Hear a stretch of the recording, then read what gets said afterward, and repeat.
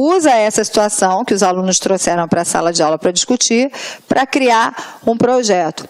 E eles foram fazer pesquisas e várias coisas, e uma das etapas do projeto, uma das questões que eles definiram é que esse era um assunto que precisava ser discutido em todas as turmas. Então, eles prepararam teatro, apresentavam a pecinha, a curtinha enquete em cada sala, discutiam com os alunos, e com isso, essa turma começou a criar uma consciência na própria comunidade, naquela própria escola. E aí, quando começaram, ao final do projeto, a comparar a quantidade de lixo que ficava no pátio antes do projeto iniciar e a quantidade de lixo que ficava no pátio ao final do projeto, foi muito interessante, muito gratificante para as crianças, especialmente para aquelas que estavam envolvidas diretamente com o projeto. E aí você precisa falar de disciplina? Lógico, tem várias disciplinas aí envolvidas. Eles fizeram gráficos, tabelas, eles trabalharam com a matemática, eles trabalharam com as ciências, eles trabalharam com a reciclagem, eles trabalharam com a língua, eles trabalharam com diferentes disciplinas. E com isso, lógico que dando um caráter científico, comparando como era antes, como ficou depois, e realmente colocando, aprendendo todo aquele conteúdo a partir da prática, a partir da ação. Então, os projetos temáticos possibilitam à escola não apenas reproduzir o conhecimento científico acumulado pela humanidade, mas também produzir conhecimentos sobre a realidade social e ambiental, usando a investigação científica como uma ferramenta. Então, vamos lá, todos esses problemas, vamos usar a investigação científica como uma ferramenta para a gente poder entender e resolver, buscar soluções para os nossos problemas. Esses conhecimentos são utilizados não apenas para refletir sobre essa realidade, mas também para subsidiar ações visando a sua mudança, como eu falei no exemplo anterior. Então, o projeto favorece sempre a oportunidade de que tanto as informações buscadas pelos alunos, quanto aquelas informações obtidas durante as aulas, possam ser discutidas, possam ser socializadas durante as aulas. Então, você exige uma ideia de você estar o tempo inteiro discutindo com os alunos, conversando, ampliando os seus conhecimentos, permitindo que cada aluno socialize as suas descobertas. Lembra que a gente falava? Muda a concepção de escola e muda a concepção do trabalho do professor? Com certeza, o trabalho do professor passa a ser outro. Não é mais aquele trabalho que a gente está acostumado a ver, aquele que a gente passou na escola, que tradicionalmente o aluno senta e o professor fala e dá o seu recado. Existe movimento, com certeza é uma sala onde há um movimento muito maior, há uma produção de ruído maior. A gente tem essa ideia, muitas vezes, né, de que escola boa é aquela escola onde o aluno está em silêncio, mas pode ser que o silêncio não seja produtor de absolutamente nada. E pode ser que o ruído signifique produção de conhecimento. Lógico, a gente tem que ver, cada caso é um caso, mas vamos entender que nessa proposta há essas mudanças, com certeza que qualquer pessoa que passe pela sala ou passe pela escola vai notar.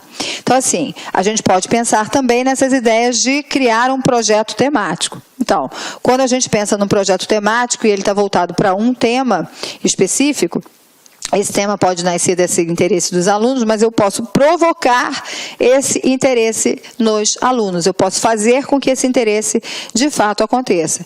Então, assim, é a organização de sequências didáticas entre si, que girem em torno de um tema central e que conduzam, através da exploração de competências e conteúdos pertinentes às disciplinas, a realização de produtos finais ou de atividades de culminância. Então, se eu quiser um projeto temático, eu vou ter essa ideia de ter uma culminância no final, de produzir alguma coisa. Não muda nada do que a gente falou, só que a ideia aqui é que no lugar de eu ter uma pergunta, eu tenho um tema a ser explorado. Então, os projetos, eles têm uma característica muito grande, que é a característica da interdisciplinaridade.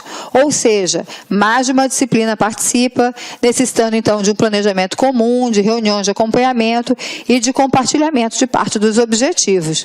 Se você é um professor que trabalha até os anos iniciais do ensino fundamental, é mais fácil, porque você normalmente é o único professor daquela turma e você articula articula isso muito facilmente. Mas se você é um professor que trabalha a partir dos anos finais do ensino fundamental e também no ensino médio, onde vários professores compõem aquela grade, onde cada um é responsável por uma disciplina, como acontece nas nossas escolas, nas escolas brasileiras, se você vai pensar num projeto, o projeto tem essa cara interdisciplinar, ele vai exigir que a gente planeje conjuntamente, que a gente tenha objetivos em comum, que a gente acompanhe esse projeto, faça reuniões de acompanhamento. Caso isso tudo não seja possível, e você vai fazer o projeto solitariamente, mesmo assim ele vai ter características interdisciplinares. Mesmo que você esteja trabalhando um tema específico, ele vai ter características. Vou dar um outro exemplo para vocês, tá? Essa é uma escola no Rio de Janeiro, mas de alunos de anos finais do ensino fundamental. E o professor estava trabalhando com eles a chegada da família real ao Brasil. Então, a gente sabe, né, o estudo da história aponta isso para a gente, quando a família real chega, várias modificações culturais começam a acontecer no Brasil. E essa era uma turma composta, na sua maioria, de meninas. E ele foi apresentando alguns slides de alguns pintores, né, com os quadros da época que retratavam aquelas questões. E as meninas, nessa turma, ficaram extremamente interessadas com as roupas que aquelas pessoas, que os portugueses usavam vindo para cá, o calor, aqueles vestidos, aquelas roupas pesadas, tudo mais. E ele dando aula de história e o tema das roupas toda hora vindo a cada aula, conforme ele ia seguido com um conteúdo, a questão da roupa, do vestuário sempre presente. Então, criaram um projeto. O projeto foi sobre as roupas, a chegada da família real e o que muda no vestuário. Eu esqueci o nome exatamente do projeto, qual foi o nome que foi dado, foi um nome bem interessante que eu não me recordo agora. E aí, os alunos começaram a pesquisar essa questão das roupas e foram pesquisando a roupa através do tempo histórico, dos séculos. Os povos e as suas influências fizeram um trabalho lindo. Na sua concepção, a gente poderia dizer que esse projeto, esse pesquisar, ele envolve muito mais do que a disciplina da história. Com certeza, o professor de história não era um especialista no vestuário, na modificação dos vestuários. Então, os alunos foram pesquisar. Só que esse projeto ele não foi partilhado por outras disciplinas, até por, vamos chamar de falta de possibilidades de toda a escola. Então, foi na aula de história, com o professor de história, orientando esse projeto, fazendo o projeto com os alunos que isso acontecia. Aí você vai falar assim para mim, mas peraí, aí ele parou de dar aula de história e ele começou a trabalhar só com a questão do vestuário? Não. Não pense que o projeto pode dominar todo o teu horário, todo o teu tempo de trabalho escolar. Você precisa reservar tempo na tua carga horária, um tempo específico para que o projeto possa ser elaborado. E dali, você, no restante do tempo, continua o trabalho que você precisa fazer, continua o trabalho que você vai fazer. Mas, voltando à ideia da interdisciplinaridade, aquele trabalho foi um trabalho que trouxe conhecimentos de outras áreas, muita coisa da literatura, muitas questões sobre a Europa, como é que acontecia, por que a roupa era assim, por que era assado, muitas questões sobre a higiene, e a gente poderia entrar até nas questões das ciências, né? Mas nas questões da higiene, da saúde, e dessa forma o projeto foi construído. Então é sempre uma oportunidade muito interessante e tem sempre esta marca interdisciplinar. Então olha só, que princípios pedagógicos estão subjacentes então a esses projetos que a gente está falando, tá? Então primeiro, conhecimento é uma ferramenta de compreender e de intervir na realidade. Você aprende, você tem acesso ao conhecimento para quê? Você tem acesso para que você possa compreender a tua realidade, mas que fundamentalmente você possa intervir nela. A aprendizagem não se resume à memorização dos conteúdos conceituais, mas é sempre um processo global. Se a gente quer memorização, a gente não está mudando a nossa prática. Memorização nada tem a ver com projetos. Os problemas a serem enfrentados devem determinar os conteúdos a serem trabalhados. Portanto, os conteúdos devem ser tratados como meios de ampliação da formação dos sujeitos, das suas competências, e não como fins em si mesmo, como a gente já tinha falado lá, né? Então, aquele assunto, aquele conteúdo serve para formar, para ampliar todas as competências dos alunos. É necessário a implicação do sujeito do conhecimento na sua situação de aprendizagem, e o projeto faz isso muito bem, porque cada aluno está implicado na produção daquele conhecimento, conhecimento, cada aluno está implicado na pesquisa, então ele não está passivo, ele não está esperando que um conhecimento seja produzido por alguém e depois doado.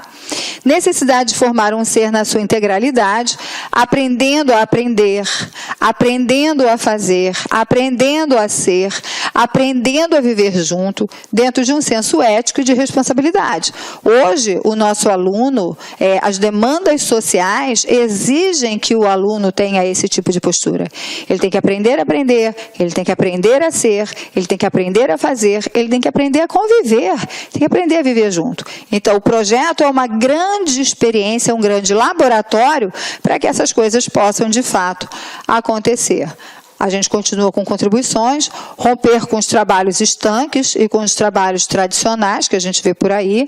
A gente vê com o projeto a possibilidade de vivenciar múltiplas práticas de educação relacionadas a temas gerais de interesse dos sujeitos envolvidos no processo educativo. Lembra que a temática é sempre de interesse dos sujeitos envolvidos. Não adianta ser do interesse do professor ou do interesse da escola, tem que ser do interesse de todos os sujeitos envolvidos, tá?